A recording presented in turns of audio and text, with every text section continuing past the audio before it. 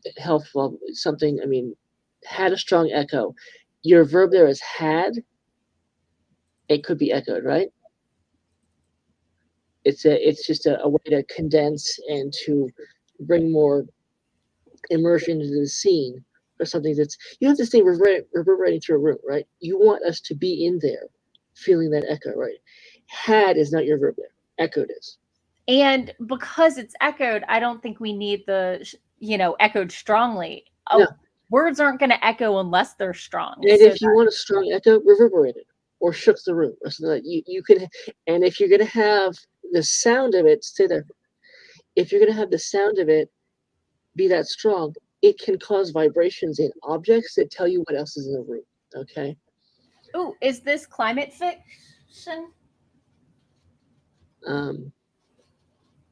Because I heard that's I've heard it's super popular right now, but I see that their career path is focused on the living planet. Yeah, that's, if it's not climate fiction, it might be climate dystopia. Maybe. Okay. A light came from the. No, you've got a lack of immediacy here, as light emanated from, or the eyes presented a hologram. Blah blah. If you have the eyes acting, right, that gives it more of an immediacy. Yeah. Translating from what you have to more immediate, it's a matter of honestly just learning how to do that. It's a trick that Morgan, I don't know when you learned it. I learned it like 4 or 5 years ago, but it's not taught. It's the thing. Not taught in high school, not taught in college. You have to learn. There are things you don't know. Yeah, and figuring them out is, and there's some things I'm still learning. Lots of things. Kind of work on my stuff. Like how to appreciate a good noun. Yeah, and how to how to admit that verbs rule. Okay, that's good. Oh, awesome. Okay, so this is just a selection of it then, or it's a short story, because I only have. Am I wrong? Are there more pages? That's really long of a quote. That is a lot. That is okay. The Real Salties says they've been working on this book for a year, and they have the ending, and it's a novel. So I guess we just have the opening portion. If we only have 37. How long is that quoted thing there? Is that like 10 lines, something like that? Okay, so we want to probably split this. You want to split this up with action, like someone's size, or the seats shift in the room, or it moves this way, or the images change. Or there are objects that illustrate a point that you can do. To me, this is like I've seen a movie. This is happening in movies, right? You have the guide who says, here's this plant that does this thing. Here's a building where you'll be sleeping. Here's this other thing. You have this thing. You have the dialogue that's being broken up, and you will also break it up in the movie by changing the camera angle, which resets the eye. Okay. Yeah. But right here, this long of a speech, it's a block and it's a lot. People's eyes tend to start glazing over after about 5 to 8 lines. And this is just. So one of the things I wanted to show is after I wrote my book, I had tons of what they call filter words in it. And then I edited them out, and some of the big ones. Okay, I just overused the word "just" and "a bit" and "very." That's not a filter word, though. But these are filter words. I felt sad. I was sad. I noticed this thing happened. This thing happened. A lot of times you can take these out, and it's stronger because you're not filtering it through the perception of the main character. You're just showing a thing that happens. Another thing to ask with something this long is how much of it do you absolutely need right in that spot?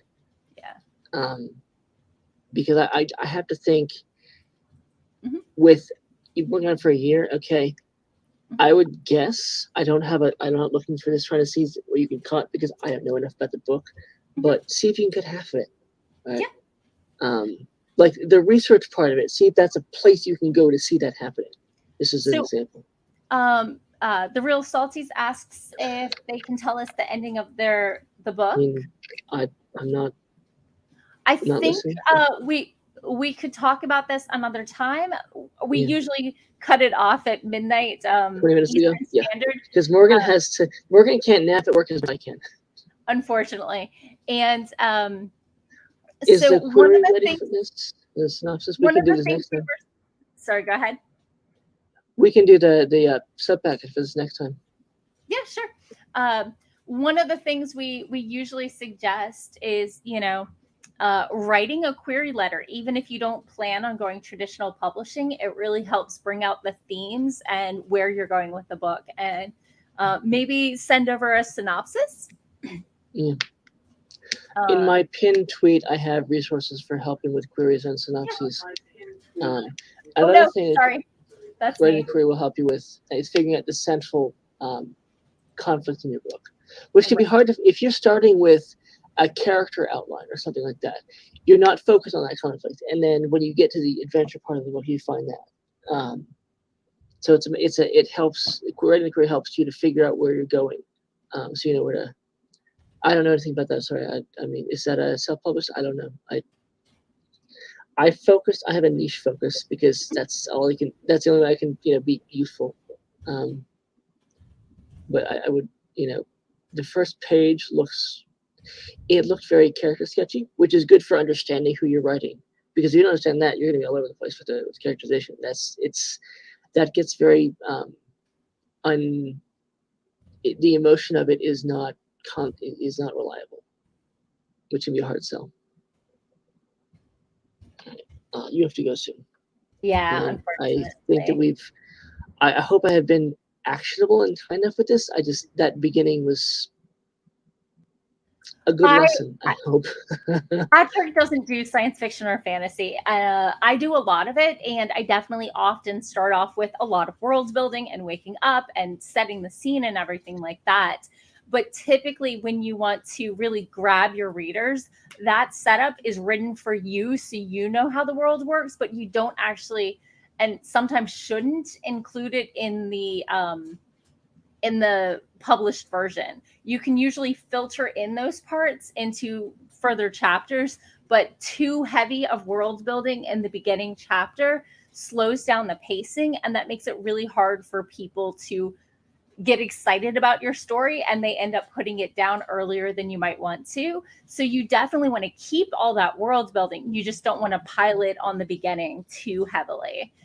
But definitely giving them a sense of wonder and a sense of, setting is great. And I'm really curious to see where you go with this. So, okay. So apparently Draft to Digital can get your book everywhere and even into Barnes and Noble. So that's awesome. So best of luck, and definitely reach out. We are also on Facebook. Let me share the queries and synopsis. Yeah, do that. I don't know if you're a Facebook person. 10% of people back when I was recruiting, 10% of people were not, and that's fine. You can definitely just give them maybe they're in the flying car and listening to a news report about traveling in a vehicle is another bad way to begin a book. Oh, okay. Yeah. You're right. So ideally you want the beginning of your book to be something that repeats, because otherwise you're giving them details they're not going to see again. Yeah. And that is not ideal. My friend Sako swears by writing her first chapter after she finishes the book so that it can echo the last chapter and really kind of bring this whole story full circle. I haven't tried it myself, but it definitely works for her stuff and is something to try. There you go. So you have to go 20 minutes ago. I do, unfortunately. Thank you so much for sharing, and best of luck. And I mean, it feels like climate fiction to me, which is super popular right now. So I got the sense of it with yeah. A key thing that you can do with that is to invent a noun and then have parts of the world be based around it in sort of cruxy, in core ways. And we had that with lipicology, right? We had a very clear show of a pursuit that is not in our world. Yeah. And that is something like you might study, chemistry or physiology. Yeah. So that part of it, that presentation was solid. Yeah. Easy to understand too. Just the way you do it. I am amused by the flying cars because I actually, in my day job, work on flying cars. So I used to edit news on flying cars. Yeah. So It's a couple years away from anything. we're close. We're working on better battery life. Yeah, who isn't working on Better battery life and licensing is really the whole yes, that is right an now. entire thing there. because non-battery powered urban air mobility vehicles are loud and will really, really mess with noise pollution in everywhere. And so getting them at least partially on battery power is going to be key for. Anyway, that's a whole different talk. That we could go for a long time with that, and I would happily use many nouns, but George Jetson was born in July, canonically. Okay. According to the Jetsons, based on the year, the age of the character, and the year it was set in, he was Morgan, canonically born in July of 2022. Do you need an adult, Morgan?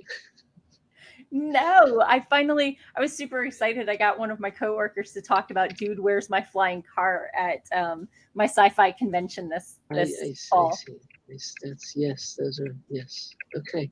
Have we entered the tired rambling stage of the evening, or did you just?